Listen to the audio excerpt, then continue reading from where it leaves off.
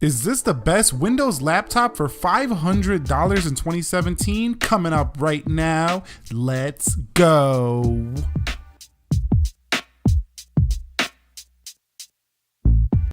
What is up, guys? Nick here, helping you to master your technology. This is the Acer E15 7th Gen Kaby Lake Edition. This has been my laptop for about 8 months now, and I think this might be one of the better $500 to $600 price range laptops that you can buy today on a budget. It's extremely underpriced for what you get in this guy, and you can see that it is a plastic build, so this might be contributing to the lower cost of this laptop. It does have a little bit of flex on the display. But taking it off to the left, you can see we do have two USB 3.0 ports. We also have an HDMI port, a VGA port, which is kind of a legacy thing. We also have an Ethernet port right here, as well as a USB-C 3.1 port for future I/O. Also, we do have a fan design up here next to the USB-C. Over on the right, we do have a 3.5mm headset jack and a USB 2.0 port. Also, we do have an optical slot where you can insert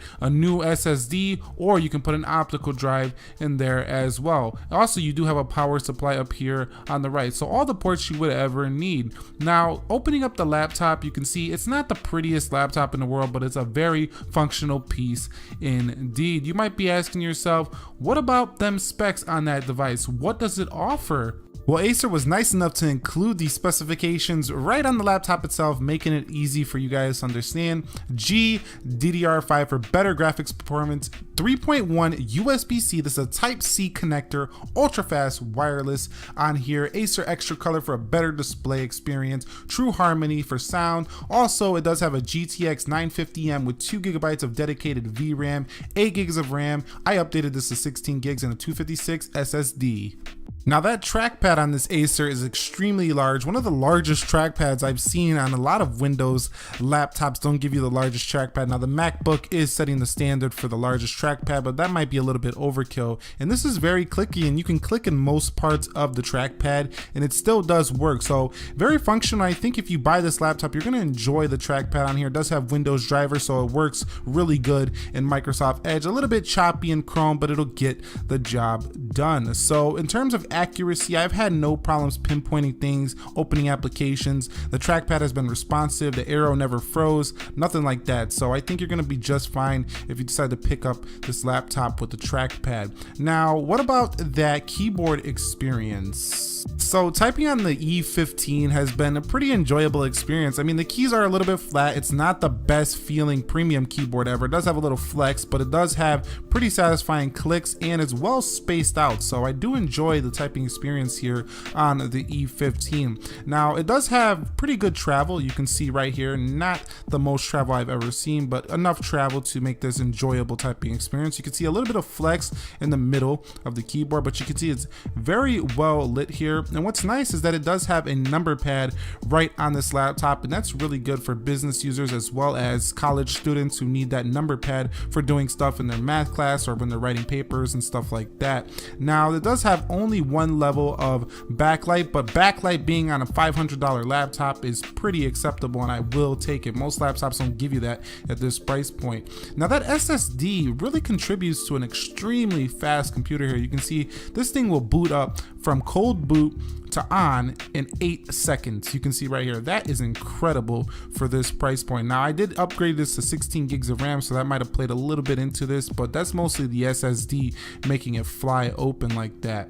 Now, this display on the Acer E15 is a little bit washed out. It's a 1080p panel, comes in at 141 pixels per inch. It looks plenty sharp on a straight viewing angle, but when you go ahead and tilt this guy, you definitely start to see where this display is not really the best in the business, and it doesn't get super bright either. It's under 300 nits, so definitely a decent display, just not amazing here. And if you get really close, things do tend to get a little bit washed out here. I'm not not going to knock it too much because you can easily hook this up to an external monitor and really have a powerful laptop here hooked up to your monitor. So overall, Windows 10 is really great on here. I have the Creators Update installed and it runs extremely fast here on 16 gigs of RAM, as well as the combination of an SSD and the dedicated graphics card. This thing flies. Even though it's a budget graphic card in the 950M, it still flies and does everything you would need and handles it like a champ. This feels like a premium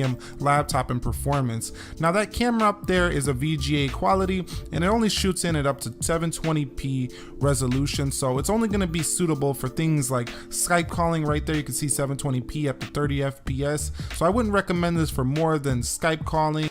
Now, in terms of benchmarking, this thing did bench pretty decently for a budget laptop here at $500-600. This is coming in at 3526 on the single core for the Geekbench, 7574 on the multi-core, so definitely better than smartphones and tablets here. And this does have a 7th gen Core i5 Kaby Lake with a 950M GTX, and this is basically telling you that you're going to be able to run pretty much everything in the Windows App Store, and you could definitely run some third-party games like GTA on this system on low settings. It will run on that card. It's just not going to be extremely powerful, so I wouldn't recommend high intensive gaming, but video editing has been great on this laptop. I've actually edited the last 8 months of content on this channel on this laptop, and I've even done some videos in 4K, and this thing handled it like a champ. So I was really shocked that I did that on dual core processor here for the Acer E15. And if you use something like Movie Maker, which is basic video editing software, it uses mostly the CPU, so it just renders through this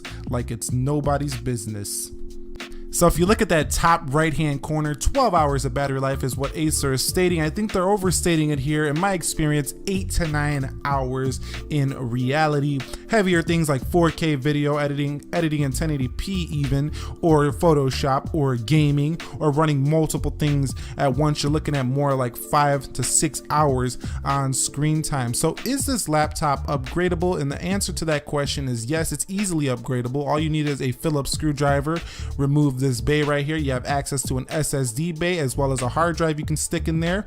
You can also add up to 32 gigabytes of RAM with 2 DDR4 16 gig sticks. Also an optical drive where you can add another hard drive, SSD, or a CD drive there. So is this the best $500 laptop? And I think yes. Dedicated graphics, backlit keyboard, 1080p display, decent battery life, Windows 10 with future updates, and a 7th gen Kaby Lake CPU. I don't think you can go wrong at this price point. All the ports you need and USB-C. So that was my assessment. Hit that thumbs up if you enjoyed this content. Comment your thoughts down below. Is this the best $500 laptop to you? Nick here, helping you to master your technology. Be sure to be well, and peace.